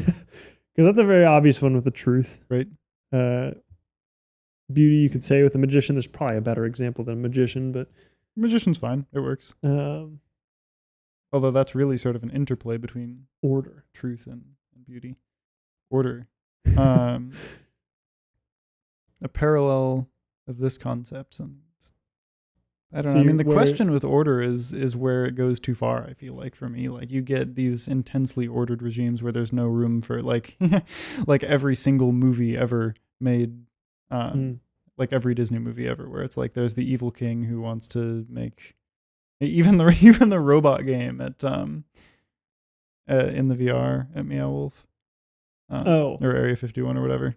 Yeah. Where it's like, they're trying to take away all emotion and you can only sit in your cubicle and type these specific things and you got to be a robot. And it's like there's an extent to which pushing that idea in the culture, there's an extent to which the way that idea is pushed in the culture, I think, is harmful in that it is sort of evocative of Gnosticism and sort of a dissertation against Christianity and heaven, I think, personally.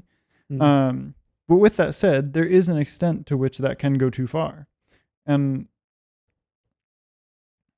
the Sith is an excellent example of this. Okay. But yeah, so then the question becomes, order, if order is good, why is too much order bad? And I think that we've already kind of addressed that with it's not too much order, it's just misdirected order. It's order that serves itself instead of serving something higher. Right. This is going to be a weird question, but would God prefer free will to exist over order? Prefer free will to exist over order? In the sense that, because the reason why I'm asking that is because if you are they're trying to turn you into a robot, they're trying to remove free will. Okay, you don't mean you don't mean literally all essential order. No. But like, obviously that is more orderly if you were a robot. Right. Would he rather have people have free will or people not have free will? People have free will to an end of increasing order, or have that not be the case. Ignore all potential order in order to preserve free will. I think the preservation of free will is the natural answer, given that we could not have free will and things would be perfectly ordered, but we do have free will, and thus things are not perfectly ordered per se. Although I don't know that means that things aren't perfectly ordered. But you can sort of say that.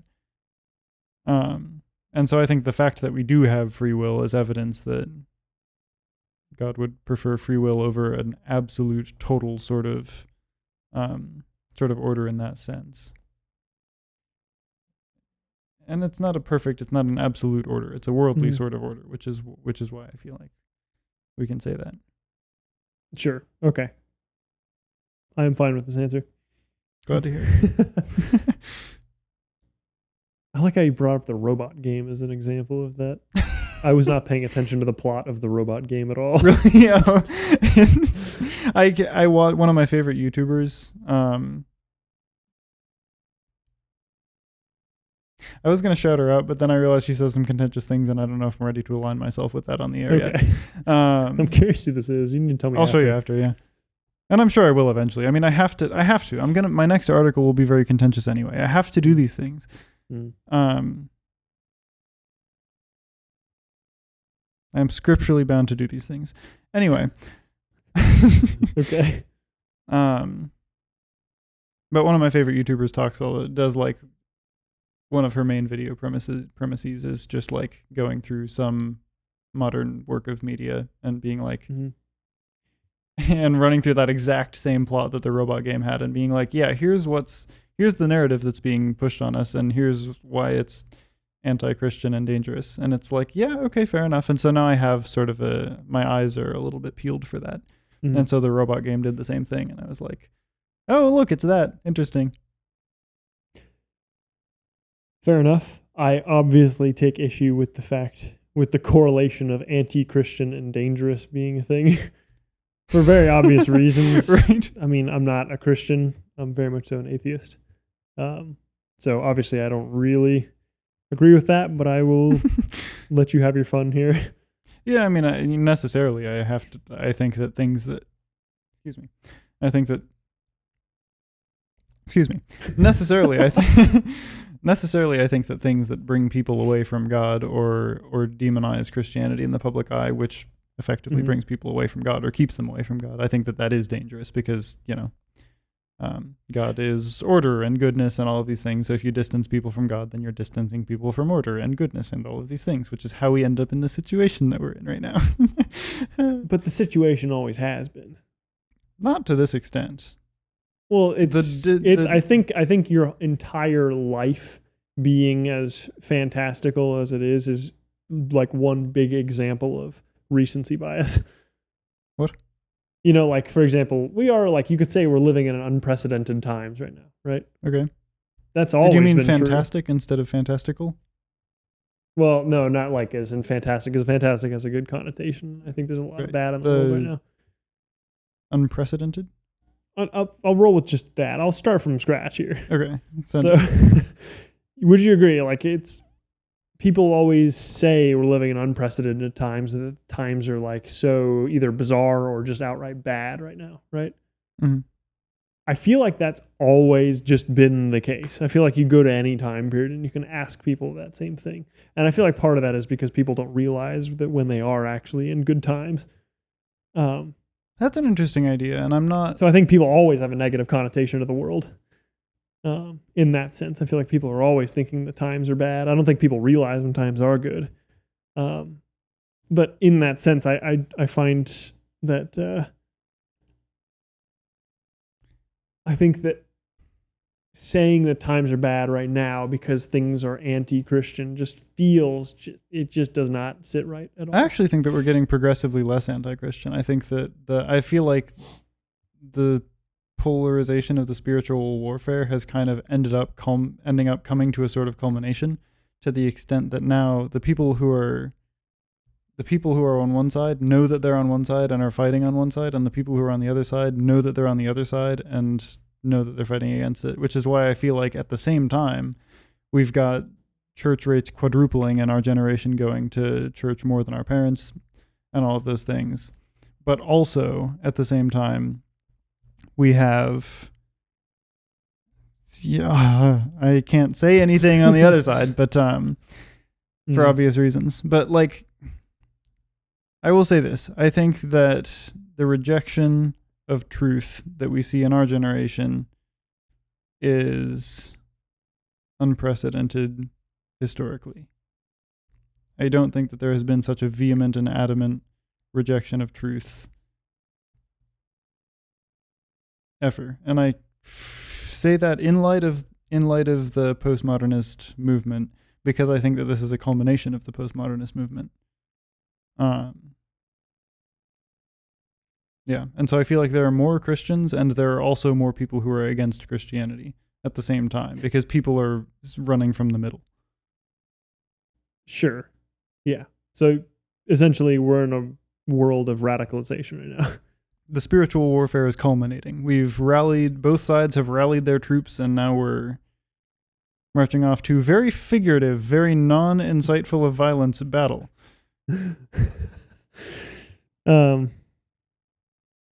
Sure. So yeah, there's just general polarization. Yes. Yeah. That's a good way of putting it. And I think that is... Mine is more poetic. Right, but it's saying the same thing. Yes, but more poetically. Yeah, I'm not... I do think that it's less so than you think. I think a lot of people are like, it just feels like everybody's in a craze nowadays. But I feel like it's just because it's kind of like you'll only notice the people that shout the loudest, right? There sure, are more. A loud minority. I feel like there's the same amount of normal people out there who do sit in the middle. It's just the ends of each of the spectrum have become just the loudest of them all. I feel like that was the case like 5 years ago, and I feel like since that started happening, then people's natural, I guess I don't want to say natural, but people's um, let's see, people's orientations toward their axioms started getting triggered by the things that people on one side or the other would say, to the extent that they ended up feeling like they were in the presence of an evil, to the extent that they had to rally against the evil. This is how the MAGA people happened. This is why we have people who aren't conservative. They're just anti-woke. The people who aren't actually on one side have been rallying to those sides because they don't like the other side. And I do feel like that's creating a flow away from the middle. Do you like the middle? I used to. I don't anymore. I think because of my belief, I'm bound to not like the middle. Not bound to as in like probable to, but bound to as in like obligated to. Got you. Well, as somebody who gives absolutely no attention to social politics, I don't care. That makes sense. I find it all to be trivial and annoying. And I think we should do stuff that actually changes things to make things better for people. Yeah. And I mean, coming from the other side of that, I think that these are the foundational issues that if we change and repair will then bleed up into the policy and actually make things better. See, that's really interesting because I am the opposite. I think policy bleeds the other way. I think you've changed policy. I think economics controls 95% of politics. Sure, but I mean, I think that, well, we don't need to get into, we can do politics another time. Right, yeah. But my whole thing, my core orienting factor is, I mean, I guess obviously God, but my core orienting factor in the world is family. And I think that an immense amount of the problems that we have and that we're seeing are a product of the disparaging of family. Yeah. Sure. I don't like agree as like on like principle, but I can see why. Right. Yeah. Yeah, and I mean, I understand your position. I don't share it, but I do understand it. Yeah. We're both reasonable, intelligent people, and so so yes, of course, we're going to believe things that are, of course, we're going to be reasoned in our beliefs. Yeah. We've gone very off topic. We have gone. Now, what do you mean? We're still on topic. Do you have any more questions about the nature of beauty? Those are the two examples that came to mind immediately: the magician problem and the untrue painting. Right. Those are like the two main ones because I was trying to connect the beauty and the truth thing. Which I think we made. Which was cool. We did, yeah. It's a little, I don't know, there's some slippery answers in there, but I think this is just something that we need to let stew a little bit. I feel like I was quite clear. What can I be more clear on? I feel like it's like we try, it seems like most of the time it's like an attempt to be objective. And it's like, oh, well, that kind of falls apart. Let's just say it's lowercase this. Which it does seem like it's not like a scapegoat. I mean, everything is lowercase the thing, but I think that the painting is good and the magician is bad, and I think the painting is good because it's archetypally true, and I think the magician is bad because it's necessarily deceitful. Period. Sure, but we looked into that, and there's very clear, like, where does the beauty come from then in that magician's act, right? It doesn't. It's just pleasure. It's not beautiful. Right, but I would say that that's not the case. And yeah, but you're wrong. Right, because I don't believe that beauty is subjective at all. But yeah, if you don't even think that you don't believe in beauty, then you don't get a say here. I believe in beauty. I know, I'm just joking. Yeah. So you pull this in all of our conversations, and it's a very interesting. So it feels like cognitive dissonance to me, and I know that I suspect that it's not. But it feels like it, and it's funky to try to work out because you believe. I don't know if I've understood the term cognitive dissonance. Like I've heard it brought up quite a bit, but I never really feel like I've had a good understanding of what that even means. Being pulled in more than one direction, more than one direction, in your beliefs or your understanding or whatever. So, like if you think that You're saying basically unprincipled is what you're saying. no, like, so if you can be highly principled and also have cognitive dissonance, because like if you firmly believe that Jews are bad and you firmly believe that Hitler is bad because he was killing Jews, then you're going to have, that's going to be a product of cognitive dissonance because you believe two things that clash with each other. You're saying These two that beliefs can't exist. Cognitive dissonance is, well, actually, yeah, I was going to define cognitive dissonance as unharmonic thought. That is in fact, literally what paraphrasing dissonance means. yeah. Yeah. So if you have in your one system of beliefs two ideas that clash with each other, they can't both. There's not room in this town for the two of us. Cognitive dissonance. I don't think it's cognitive dissonance, and you said you didn't either. But I think suspect that it's not, but it feels like it. I think it's a product of both nuance and skepticism. Because the reason that I say that is because you say that you believe in beauty, but also I believe in my own definition of beauty. I believe that my own conceivable idea of beauty does exist. But I don't believe that an objective beauty exists. So if you're saying, does beauty exist? Whose beauty? My idea of beauty? Yes, I think How it is exists. one person's beauty different from another person's beauty? You must be describing a thing. You could say, like, for example, my type is different than your type. I don't know. Sure, but that's not a product. That's not an issue of beauty. What are you describing when you say beautiful? It's a there's an experiential Well, now you're asking thing. me to define beautiful, and I can't do that. But you're experiencing something. You're describing an experience, right? You experience beauty, and then when you say that something is beautiful, you're describing that experience. Yes. And so the experience itself must be a sort of beauty, and everyone who's saying that things are beautiful is experiencing is trying to describe that same experience. And maybe the experience is, you could argue, I don't think this, but you could argue that experience is brought up by different things for different people, but it's the same experience. Right? There's still the subjective thing that is beauty. It's just brought about by different things for different people per your idea. Sure, and I think that thing that you're saying is brought about is just like, it's almost a pattern of human nature, if that makes sense. You get what I'm saying? So like,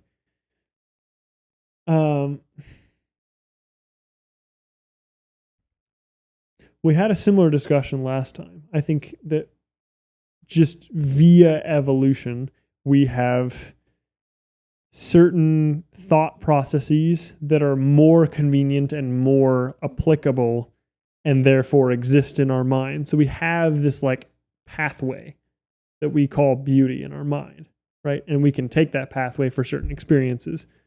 But that is kind of messy and it changes per person because everybody is different.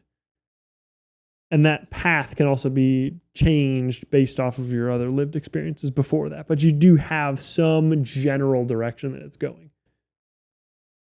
It can change, and the direction is not the same for everybody, but like it's a river going in a certain way. Okay. That river might diverge a little bit, right? But like generally, you're just going to say, hey, we're going to start going this way. And whatever happens, wherever that river goes to, that's what beauty is. And that river is going to go to different places for different people. And if I have an experience that changes me fundamentally, that river will change paths in my mind of what beauty is. Right, and so the path is the thing that's bringing about the beauty, and the river is the beauty. The end point of the river is beauty, yeah. But that changes per person. For example, you could argue that, you know, whatever blonde woman here is beautiful. Right? You could say, hey, this blonde woman is beautiful. Based, I agree. Everybody should agree that this blonde woman is beautiful. I see what you're saying. I think that the people who don't are wrong. I could have been previously during my childhood abused by a blonde teacher. Right. And therefore, I'm going to have a little, like, that's going to change me a little bit. It's going to change what I find to be beautiful. It's going to alter your experience. Sorry, it's going to alter your ability to experience beauty through a particular vice. I think it's fundamentally changing what you understand to be beauty. Well, sure, that makes sense. I was just conceptualizing it in my framework out loud. Because that is a phenomenon that occurs clearly. But I think that it's explainable under both of our frameworks. Yeah, which is why I'm saying like the reason why you would find something beautiful and also I would find something beautiful, that's not chance. It's just like I'm told Evolution. the river's going to go this way in the beginning. Right. And it's dictated by the fact that I am a human and this is what I was given. My genes are a certain mix. It's almost like random, but like generally this is where the river's going to start. The natural lottery. I'm not sure. Yeah. But you see how that would work. Right. I follow your conception. It makes sense. The thing that I'm pressing, I'm going to keep pressing you on the same thing though, which is that like the river may end in different points for different people, but it's still the end of a river. It's still the same. Sure, the but location of the thing doesn't change its nature. Sure, but again, that you could say that my idea of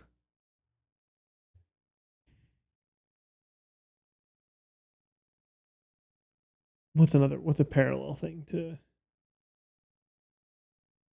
Can't think of anything except women. No, I'm saying like another thing outside of beauty. That's just like another thing that you develop. I guess your own emotions work as well, right? Like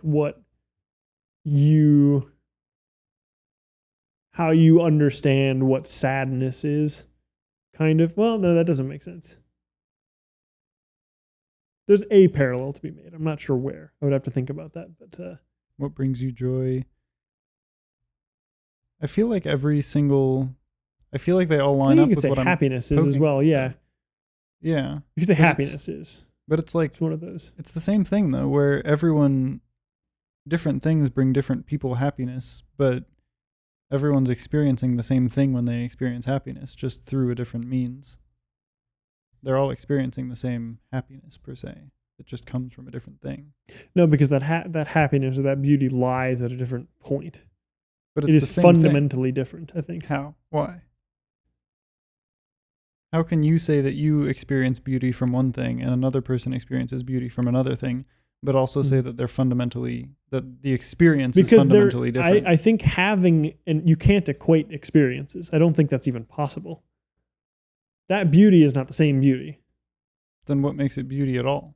What is it's a commonality. Then? Like you know this river's going this direction. So that's why you can have a consensus and say like, generally we all start on this one river facing this one direction. How it diverges throughout our life is going to change, and it'll change almost immediately, right? Which is why no one's conception of what beauty is, I think, is the same. But we all know the river is going roughly northwest.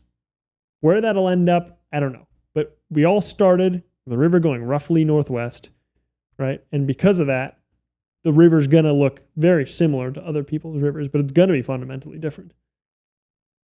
So like if I could say a quality of beauty is that it tends to go northwest, right? Then I've come up with a quality of beauty.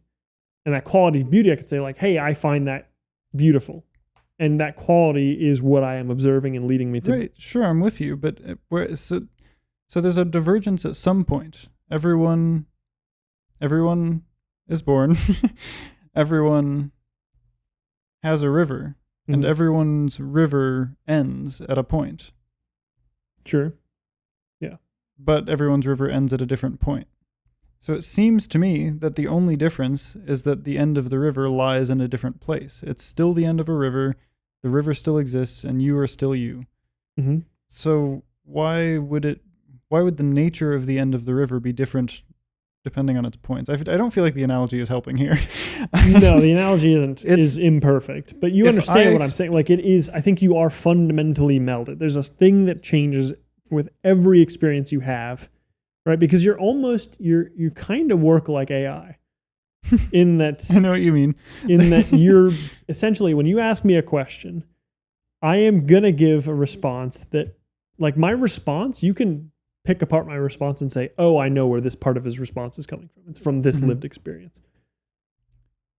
You can kind of pick that apart. Right. I think all of that compounds. And I think beauty is a really nuanced way of, a really nuanced concept in your mind, but it's the same fundamentally. I understand what you're saying, and I think it's a reasonable claim, but I mean, this is I feel like we're still skirting around the issue. This is like what I'm talking about is the thing that is one of the things that separates us from AI, is that we actually experience. We have there's Yeah. there's us. Mm-hmm. We are the subject. And then there's an object of our experience. And then there are two pathways that tie the subject to the object. There is the information, there's the conceptual tie between me and the object, which is what the AI gets, where you have the information, you have the understanding, you have the, I don't want to say understanding, that's a loaded word, but right. You have the information. We'll leave it at that. And then there's the experiential tie, where you actually sensationally experience the thing that the object leads you to experience. The object brings something forth in you. And the AI does not have this because it's not conscious. This is actually, we're going back to our first conversation because we were defining consciousness as experience. The thing that experiences is what consciousness is. And so with that in mind, it's perfectly fair to say that different people, and I don't agree with this per my conception as we've laid out, but it's perfectly fair to say that different people get beauty from different things. But there are the three variables. There's the subject, the object, and the experience.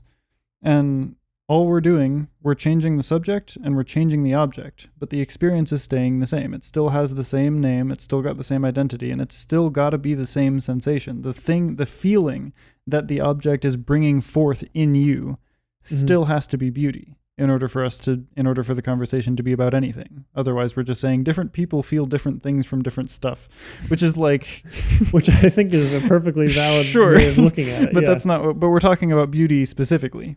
And so I feel like either you have to reject any conception of beauty whatsoever and say that there is no such thing as beauty in any conception or any iteration, or you have to say, okay, everyone is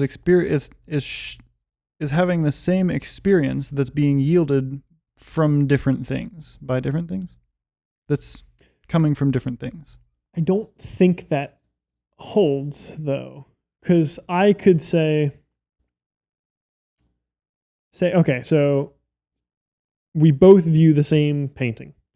That painting I find to be extraordinarily beautiful. Okay. I find it to be really, really like nice, thought-provoking, everything you'd want out of a painting. It's a beautiful painting. Then someone else views it, and then they don't get that same experience. They might agree that it's beautiful, but they don't get the same exact experience out of that. What do they mean when they say it's beautiful then? Like, you can find like that, like you can't see it on the camera. There's a painting on the wall over there of a vase. Yeah. That's a very, I don't find that super, I think it is a beautiful painting. It's kind of pleasant. Yeah, I would say that's a beautiful painting, but I wouldn't say it's gonna change my life and its meaning and stuff like that. Sure, we're just talking about magnitude here though, not essence. Yes, but I think that what I'm experiencing is fundamentally different than yours. I don't think... How? Okay, so, but then how does that not mean that there is no such thing as beauty at all in any conception? Because if we're having different experiences... if you're accepting an objective beauty, then beauty does not exist. I don't think beauty can exist in that context. But I do think... In what sense does beauty exist? What do you mean? For you? Because you said that you do believe that there is beauty. I do believe in my own concept of beauty. So, in what sense does beauty exist, if not objectively? Because we're talking about purely subjective. There's my beauty and there's your beauty. Yeah. But if those two things are different from each other, then what does the word beauty mean? What are we even talking about? I think it's a characterization. I've brought this up before. I think the human mind likes to characterize. That's very clear in any subject field. The human mind loves to characterize. Look at if you're a biologist, right? How you like to characterize species and say, hey, these two are linked in this way. Blah, blah, blah. Yeah. The first work that people ever did. So the human mind loves to characterize. It's kind of like how you can have two of the same dog breed, right? But those two dogs are not the same dog. If I tried to say that this dog is the same as this dog, I'm lying to you. They're not the same dog. They might both be Australian Shepherds, but they're not the same dog. And so they're fundamentally different, but I almost think it's that your own conception of beauty is somewhat, and how you agree with other people on what beauty is somewhat of a form that comes across in multiple people. Different people's experiences of beauty are the different dogs in a single dog breed. Yes, but there obviously are like different. You could have, okay, there's a black spot here, and the other one has a black spot on its nose, but no black spot on its head, right? Okay. But it's still the same dog breed. But that is a little bit more distinguishable, right? And there's levels to it, because I could have two Australian Shepherds that look almost identical. The pattern is like very similar, but I guarantee you with enough time, you'll be able to find some subtle differences between them. Like it might not be immediately noticeable, but one has a chip in its molar.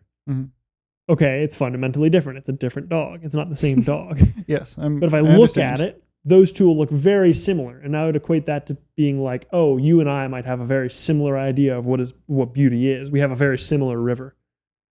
But if you compare dog with a spot on its nose versus dog with a spot on its head, okay, these are very distinguishable. I can like almost immediately say, yeah, okay, they're different. So when you're talking about the river diverging, are you talking about the things that bring forth the sensation of beauty in you being different, or are you talking about the sensation of beauty in you being more or less different? I think the sensation of beauty being different, but I think honestly both. Interesting. I think almost every single input into that is variable. And so there are two branches, there are two ways you can go about doing taxonomy, right? You can classify things by their shared progenitors. You can classify things by where they come from and what family they belong to. Like, oh boy, we're out of my element here. I'm not a biologist. I cannot give you an example of this. Mm-hmm. But you can classify things by what they come from and what family they're part of. But you can also classify things by what characteristics they have. Mm-hmm. So like, in one sense, you could say that a pug and like a pug and a direwolf are in one of the branches of taxonomy. You could say that those are the same. They belong to the same thing because they're both canines. They both come from the same ancestor. They're both part of the same family. Mm-hmm. But in the other branch of taxonomy, and the other way of conceptualizing this, you could say that, let's see, what's a good example of this? You could say like a dire wolf and a maned wolf, which I believe aren't actually canines. I think they're a different thing. I'm not positive about this. Because I'm so not positive about this, let's take a hypothetical thing that looks a lot like a dog but is actually a reptile. A maned wolf is like one of the ones that sits really high. They're like super lanky. Really lanky. I think they live in like Brazil or something. Well, all right, this is solvable. I don't like to do this on pod, but I think you're talking about foxes. Foxes are fundamentally different. Wolf, a canine. I think it is. Yes, they are. But a lot of things there's a lot of things that are canines that don't feel like they should be. I don't know if foxes are. Foxes are a good example. They look very similar to a canine, but I don't know if they actually are. This can be resolved. I don't like to do this on pod, but are foxes canines? They are canines. Okay.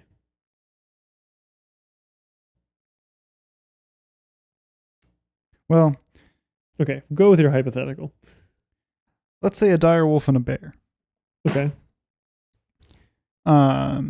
Characteristically, a lot more similar than a dire wolf and a pug. Mm-hmm. They're both a similar size. They're both a similar level of beefiness. They both have a protruding snout. Sure.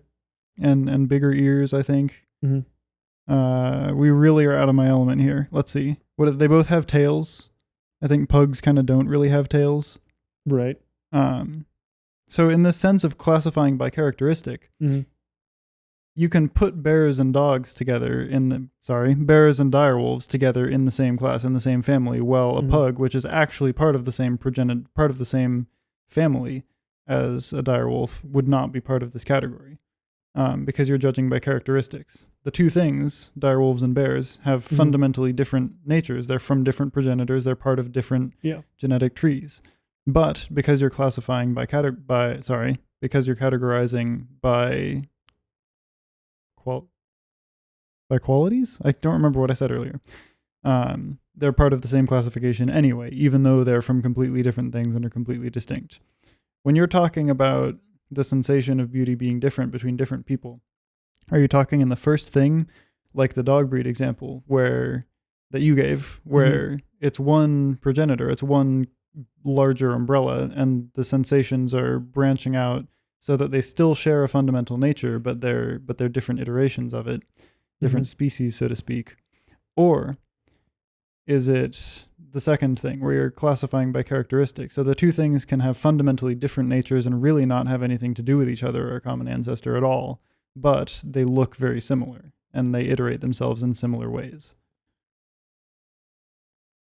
I think the two are almost the exact same, in that if you were trying to come up with you said progenitor, I think, anyway, the next ancestor step up in a tree, an evolutionary tree. I think there's an argument because, like, for example, if you go back into like trees of creatures that existed like millions of years ago, we cut a lot of corners. We just assume that some proto-dinosaur existed that led to every other one. We make like a very, very like wild generalization on that. And I think you can't avoid that. That characterization, taxonomy, is imperfect by nature.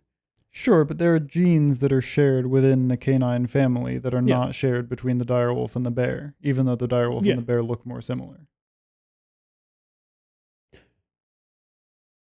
Yes, but you also have ample reason to connect a pug and a direwolf beyond just like because you're just doing visual stuff. If you're sitting in the forest and a direwolf and a pug walk up to you, and a direwolf and a bear walk up to you. Right. Sorry, one direwolf and a pug and a bear walk. A direwolf and a pug and a bear walk into a bar. Right, just from looking at them. Which two would you say are part of the same class? Who's the odd one out? Just from looking at them, I would say direwolf and a bear. Are the what? Are the ones Which one is the odd one out? I would say the pug. But Agreed. That's just because I have limited information. All I get to do is look at them. If I look into it, if I get to dissect one, for example, that's going to change a lot. Sure, then it depends on how you're classifying. Right, yeah. So you take an accumulation of visual, of anatomy, of whatever else goes into, evolutionary, reasoning and whatnot. You could take these apart and then come up with a general conclusion. Is it going to be perfect? Probably not, but if you have enough information, you can make a pretty good assumption as to roughly what happened. That would lead you to like be like, oh, actually, no, it's the pug and the direwolf are much closer than the bear. Right. Yeah. So it's a lot more. I don't think it's as concrete as that, but I do think as relating to beauty, because beauty is such like I think it's really high up in the tree, incredibly high up in the tree.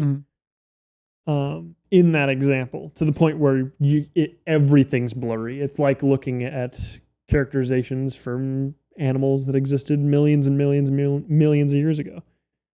Right?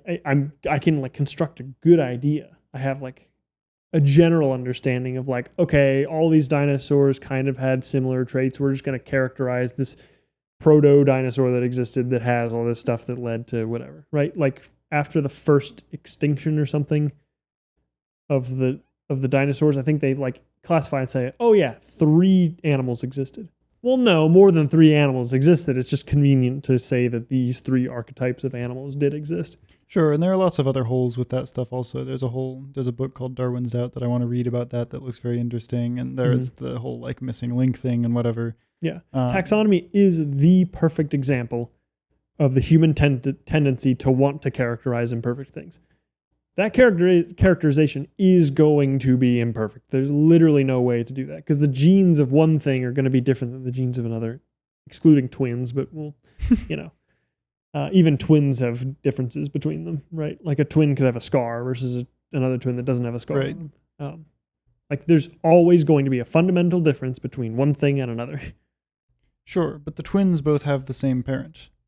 Do the different iterations of beauty between one person and another person have the same parent? Are they part of the same tree of sensation? I don't think the parent actually exists, but that it's kind of like a meta truth if you want to go there. This is what I'm poking at. Is there an actual beauty that is iterated in different ways in the different sensations of beauty per your conception, or are the two things just sensations that have nothing to do with each other that look very similar? The second one. Okay, that's and what you I've been construct, looking it's for. kind of like, remember my morals versus ethics argument? Where like everybody has their own moral guidelines for things, right? You develop a moral system, a moral framework for your own mind and stuff. Yeah. But ethically, you have to base it off of like the collective idea of what good and bad is, right? And that's how you like, you could generalize something to be either ethically good or ethically bad. Which I know you take problems with. No, I think that's literally the definition of moral and ethics. Yes. Morals and ethics. I think of that to be almost the exact same. I think everybody's definition of beauty might be different, but you can make a pretty good conceptualization of like what the general idea of beauty is. So you think when I experience joy and when you experience joy, we're not having the same experience? Not the We're not exact same. experiencing. I feel like biology disagrees with you. I feel like the ways that the hormones interact and the chemicals that get It'll be similar. dispersed in your brain. It's not going to be the same. It'll never be the same. But effectively, like the same to the point where you're having the same experience. Your body's doing the same things, and you're responding in roughly the same way. Can be the same. I think that's what leads to divergence like this is the fact that nobody can experience the same thing as another person. That's what causes the disorder. Well, and I mean, this is the place where in an ideal world, if we experienced the exact same thing and had the exact same personality, exact same everything, then yes, it would be the exact same. But that's impossible. And I mean, here we have to distinguish again between the capital S same and the lowercase s same, because like you're right, the identical twins aren't exactly the same person per se. But they do share an exact same genetic code. They are the same species. They come from the same mother. They have the same everything up into that, and they iterate themselves slightly differently, but they're still the same thing. They're not the same person, but they're the same thing. I don't think that is the case. I don't think two identical things can exist. They're not, sure, they're not saying lowercase same. Right, they're not same in the sense that every single thing about them is identical, but they're same as in that they're part of the same they're part of the same classification of things. They share the same nature. Sure, but classifications are imperfect. As is literally everything. Exactly. Which is why I don't think that if everything is imperfect, then you can't make a definition for something that is. It's impossible. This is where the hole is. This is why this has been so hard for us to iron out, is because you think that everything is imperfect, and I think that everything is imperfect except God. And I think that beauty is God. And so naturally from that, you deduce that when people experience beauty, they're experiencing the same thing.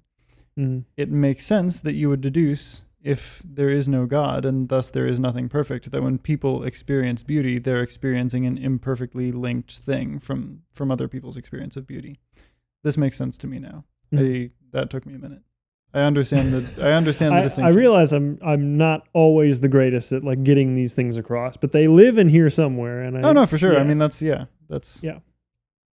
Which I think both standpoints are, fairly. As we were saying, they're well reasoned. We're smart people. Yeah, I think there's very few holes you can poke in both of those.